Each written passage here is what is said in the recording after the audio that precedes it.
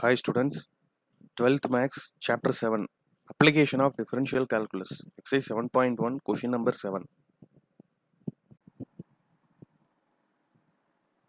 A beacon makes one revolution every 10 seconds. It is located on a ship which is anchored 5 km from the straight shoreline. How fast is the beam moving along the shoreline when it makes an angle of 45 degree with the shore? கப்பலின் மீதுள்ள சுழலொளி விளக்கு ஒவ்வொரு 10 வினாடிகளுக்கு ஒரு முறை சுற்றுகிறது. கடற்கரையிலிருந்து 5 kilometre தூரத்தில் கப்பல் நங்கூரமிடப்பட்டுள்ளது.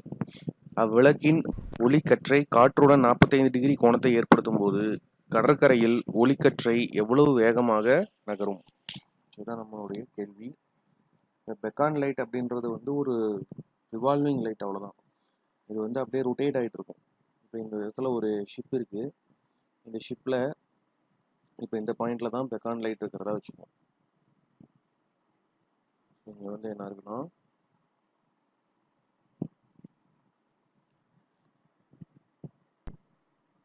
இந்த பாயிண்டில் பெக்கான் இருக்கு,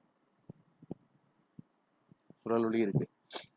இப்போ இந்த ஷிப்பு ஷோரில் இருந்து, இப்போ இதான் ஷீ ஷோர் அப்படின்னு எடுத்துக்கலாம். இந்த லைனு. ஸோ இந்த ஷிப்புக்கும் இந்த ஷோருக்கும் இடையில எத்தனை கிலோமீட்டர் இருக்குன்னா 5 கிலோமீட்டர். ஸோ இது ரெண்டுக்கும் இடைப்பட்ட டிஸ்டன்ஸ் 5 கிலோமீட்டர். இப்போ இந்த பெக்கான் ரொட்டேட் ஆக இதனுடைய பீம் ஷீ ஷோரில் அடிக்கும். எப்படின்னா, சப்போஸ் ஒரு குறிப்பிட்ட ஆங்கிளில் அந்த பெக்கான் இருக்குள்ள அதனுடைய லைட் இந்த இடத்துக்கு அடிக்கிறதா வச்சுக்கோங்க. ஸோ இந்த பெக்கான் ரொட்டேட் ஆக இந்த லைட் என்ன ஆகும், இப்போ இங்கே அடிக்கும், அப்படியே ரொட்டேட் ஆக அப்படியே அடிச்சுக்கிட்டே போகும். இப்படியே ரொட்டேட் ஆகிட்டே இருக்கும் அந்த லைட்.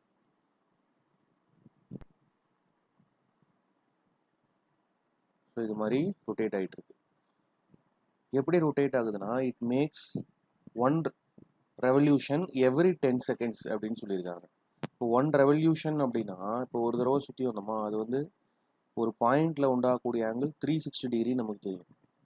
ஸோ 360 டிகிரி அப்படின்றத நம்ம ரேடியன்ஸில் கன்வெர்ட் பண்ணால் 2π ரேடியன்ஸ் அப்படின்னு எழுதிக்கலாம். 2π ரேடியன்ஸ்.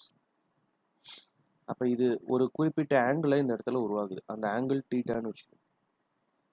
அந்த ஆங்கிள் மாறக்கூடிய வீதம், the rate of change of angle with respect to time, d theta by dt எவ்வளோனா 2π by 10. ஏன்னா ஒவ்வொரு 10 செகண்ட்ஸுக்கும் ஒரு ரெவல்யூஷன், ரேடியன்ஸ் பர் செகண்ட்ஸ் அப்படின்னு எழுதிக்கலாம். Radians per seconds. ஸோ அவங்க 1 ரெவல்யூஷன் கொடுத்துட்டாங்க. அதை நம்ம 2π ரேடியன்ஸ்னு எடுத்து ஒவ்வொரு 10 செகண்டுக்கும் 2π ரேடியன்ஸ் வருது. அதான் d theta by dt. So it is located on the ship which is anchored 5 km from the straight shoreline. So இதான் shoreline. How fast is the beam moving along the shoreline when it makes an angle of 45 degree with the shore? அப்ப இந்த angle theta 45 டிகிரியா இருக்குள்ள, when theta equal to 45 degree, நம்ம கண்டுபிடிக்க வேண்டியது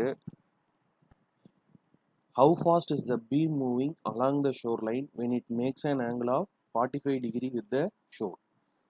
so இப்போ இந்த டிஸ்டன்ஸை நம்ம 5 கிலோமீட்டர்னு போட்டோம். இதை எக்ஸ்ன்னு எடுத்துக்கலாம். அப்போ இந்த பீம் ஷோரோட இந்த ஸ்ட்ரைட் லைனுக்கும் இதுக்கும் இடைப்பட்ட டிஸ்டன்ஸ்.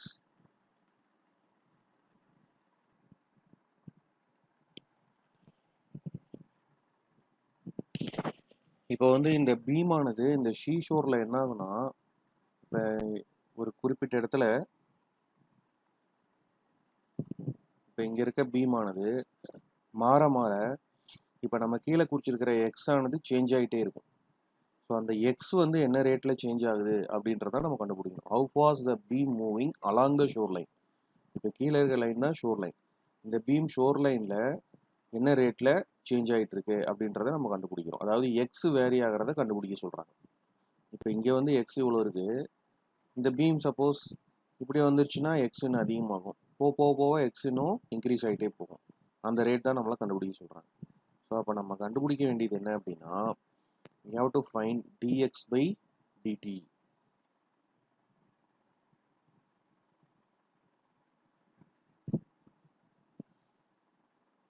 dt என்னன்னு கண்டுபிடிச்சா போதும்.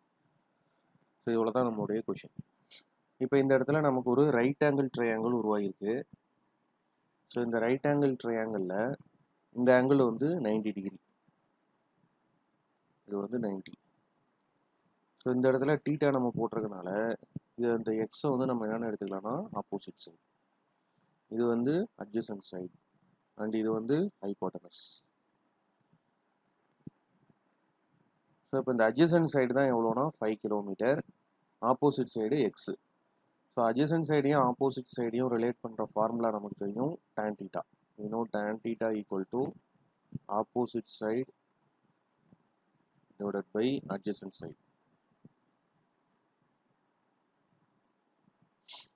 So tan theta equal to நமக்கு ஆப்போசிட் சைடு எவ்வளோ இருக்குன்னா it is X, adjacent side வந்து 5, அப்போ எக்ஸ் பை 5. ஸோ இதை நம்ம கிராஸ் மல்டிப்ளை பண்ணிட்டோம் அப்படின்னா X equal to 5 tan thetaவோட போயிருக்குன்னா 5 tan theta அப்படின்னு வந்துடும். ஸோ இந்த மாதிரி நமக்கு ஒரு ஈக்குவேஷன் கிடைச்சிருக்கு.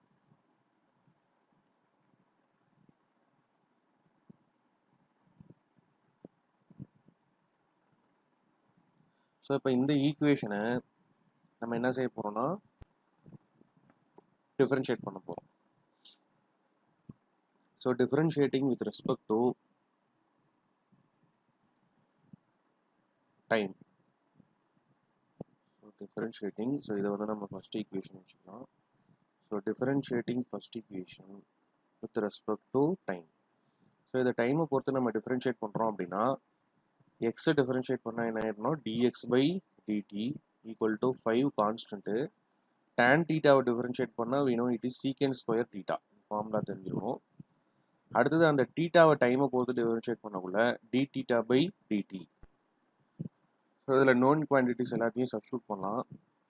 அவங்க ஆங்கிள் எவ்வளோவா இருக்குள்ள சொல்லியிருக்காங்கன்னா 45 டிகிரி. அப்போ 5 இன்டூ சீக்கண்ட் ஸ்கொயர் 45, தீட்டாக்கு பதிலாக 45 டிகிரின்னு போட்டுக்கலாம். d theta by dt நம்ம தான் ரேடியன்ஸில் எழுதி வச்சுருக்கோம் 2π/10. ஸோ சிம்பிளிஃபை பண்ணால் 5 2 டைம்ஸ் 10, இந்த 2 2 கேன்சல் பண்ணிடலாம். ஸோ சீக்கண்ட் 45 எவ்வளோ அப்படின்னா நமக்கு சீக்கண்ட் இருக்குது காசோட ரெசிப்ரோக்கல். காஸ் 45 வந்து 1/√2, காஸ் 45ஓட வேல்யூ 1/√2. அப்போ இதனுடைய ரெசிப்ரோக்கல் எவ்வளோனா √2. தேர்ஃபோர் சீக்கண்ட் 45ஓட வேல்யூ எவ்வளோனா √2, ஸ்கொயர் இருக்கனால ஹோல் ஸ்கொயர் போட்டுக்கலாம், இன்டூ பை. ஸோ √2 ஸ்கொயர் பண்ணால் √2 இன்டூ √2 வந்து 2. ஸோ ஆன்சர் வந்து 2π.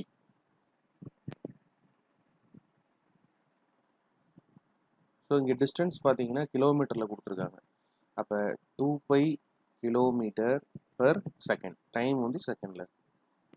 ஸோ இதான் இந்த எக்ஸ் வேரி ஆகக்கூடிய ரேட். ஸோ அதை தான் கேட்டிருந்தாங்க, how fast is the beam moving along the shore line. இந்த பீம் வந்து ஷோர் லைனில் என்ன ரேட்டில் மூவ் ஆகிட்டு இருக்கு. அதாவது இந்த பீமுக்கும் இதுக்கு இடைப்பட்ட டிஸ்டன்ஸ் எக்ஸ், அந்த எக்ஸ் வேரி ஆகிறத நம்ம ஃபைண்ட் அவுட் பண்ணியாச்சு.